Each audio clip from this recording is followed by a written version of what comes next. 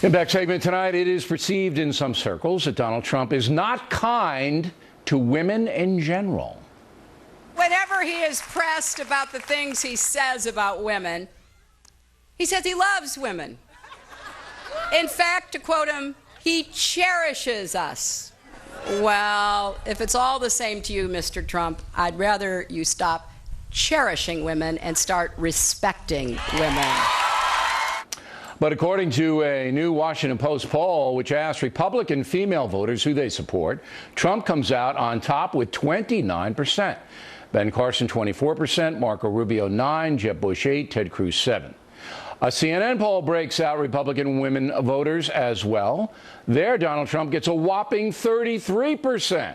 Ben Carson, 22%, Jeb Bush, 10%, Ted Cruz, 7%. Joining us now from Washington, Katie Pavlik, and here in the studio, Kennedy, who hosts her own program on the Fox Business Network. Are you surprised by those numbers? I'm not surprised by anything in this election. The thing that surprised me about the CNN poll is Trump actually has higher support, just by 1 percentage point, among women than he does among men. And men, very astute. That's true. So, based upon Trump's persona, yes, and I think he said that about Carly Fiorina, did he know it was about her persona? And yes. I'm trying to segue all this in together. Based upon Trump's persona, yes. All right, why are Republican women rallying to him, in your opinion?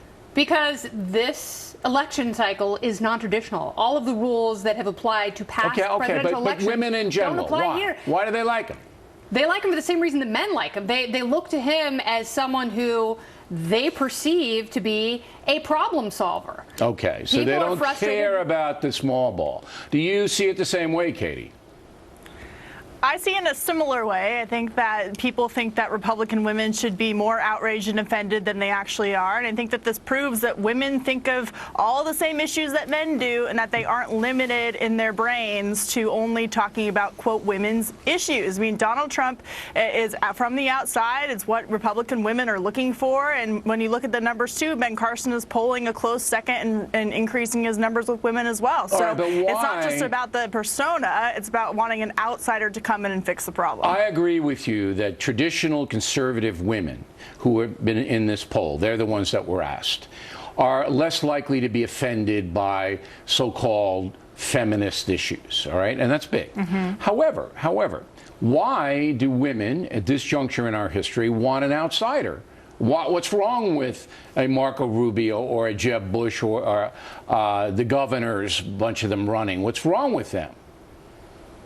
Well, you could say what was wrong with them is that they're politicians and they spent some time in Washington, D.C. Donald Trump, Carly Fiorina, Ben Carson haven't spent any time here, and Donald Trump has done a very good job. It is, and it actually matters. They just don't want Bill, you go out and talk to these people and you say, why do you like Donald Trump? And they'll say, I don't want a politician. It's the bottom line. So as much as Marco Rubio might have a good platform, he has a politician label attached to his name, unfortunately. Maybe there's something I knew I should have run for president. I knew I should have done it. You were the ultimate outsider. And I'm the only one who could out-insult Trump.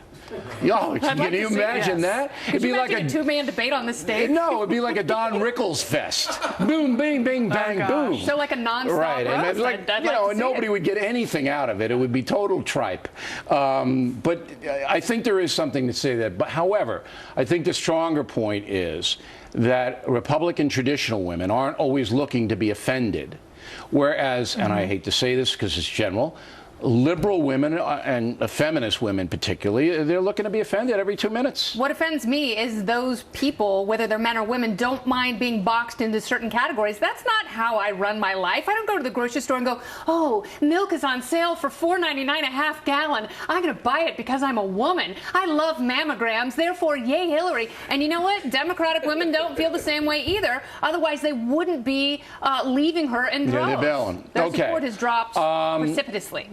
Katie Pavlik, do you have any advice for one Donald Trump who will appear here tomorrow night on his message to women?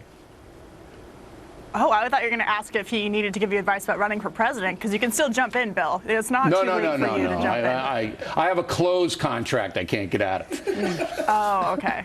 Yeah, Donald Trump said the same thing, but, that's over. Now, on the point of women, look, I don't think Donald Trump really cares about my opinion, especially as a woman. No, but I do. He's very clear I about care. that. Do you have any messaging information to women for Donald Trump? I would just say be a little more mature in your language. It's not that we're offended. I just think that a little maturity would be nice from Donald Trump. All right. I don't know what maturity means, so I can't really advise him on that.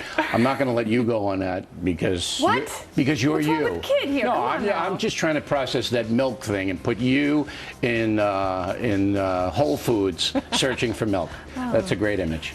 All right, directly ahead, big story.